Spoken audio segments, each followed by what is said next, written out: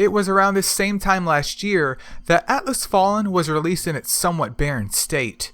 And at the start of this year, I gave my take on the original game nearly 6 months after.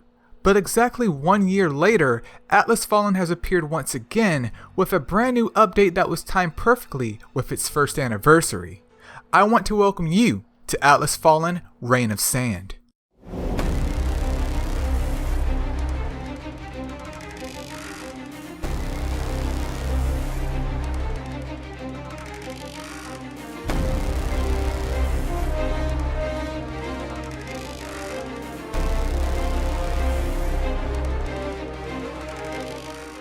So buckle up, people, as I want you to join me as I dare to do the impossible, the insane, and the unspeakable, and revisit this game once more to help you make the most important decision of your life.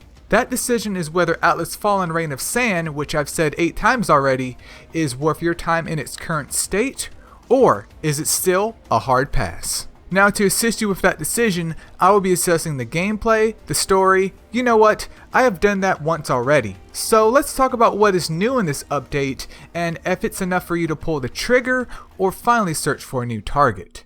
Bottom line up front, this game is all about the gameplay. Notice I said gameplay and not combat specifically, as there's a lot of movement and platforming involved too. I am happy to say that a new difficulty has been added alongside some new stones, idols, and even a minor weapon enhancement tree. The latest difficulty unlocked via New Game Plus is titled Nile's Nightmare, and if you hated this game before, you will hate it even more.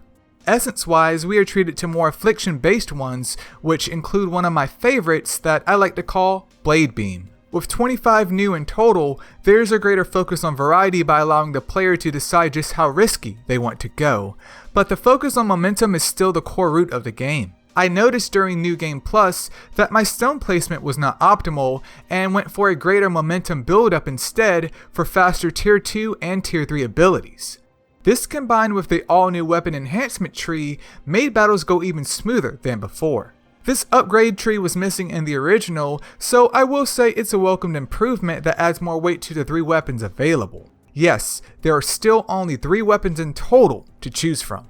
Last but not least in the gameplay department though, is the addition of Nile's Nightmare. Nile's Nightmare consists of 7 instances in total that focus on his much needed backstory after finishing off waves of enemies. It is here where we see some unique ideas added to the gameplay, as Nile is given 3 exclusive abilities that focus on momentum gathering, a standard DPS move, and a magnet move that pulls enemies into one spot. But wait, there is more. At the finale of these instances is what I like to call Sonic Frontiers.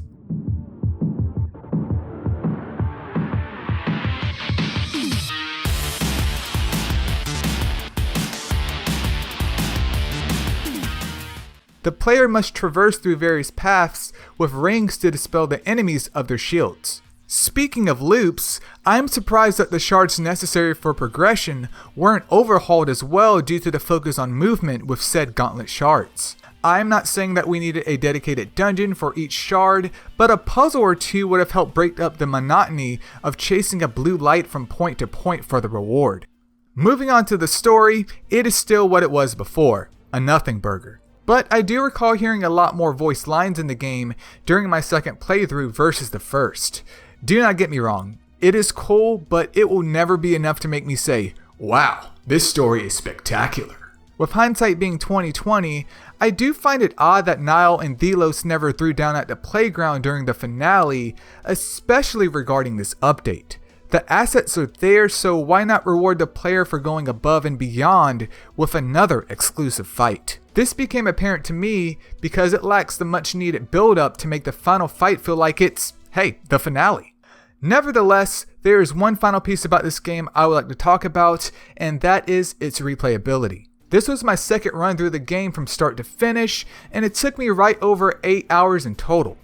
My first playthrough according to my Steam time was around 12 hours.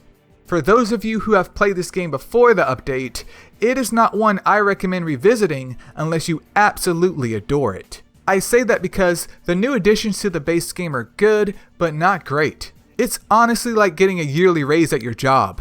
It's better than nothing, but won't change the fact that you still hate it. To the potential new players out there, I will say this. If you are on the fence about Atlas Fallen before, the Reign of Sand update is enough to tip that scale and help you make your final decision. If I bought this game at its current sale price of 20 USD and got what I have experienced out of it, then I would not be mad. Now, I'm not saying that this game is a masterpiece or a must-have, but more so just a good time if you happen to be in the mood for something quick, flashy, and low investment before your next big adventure.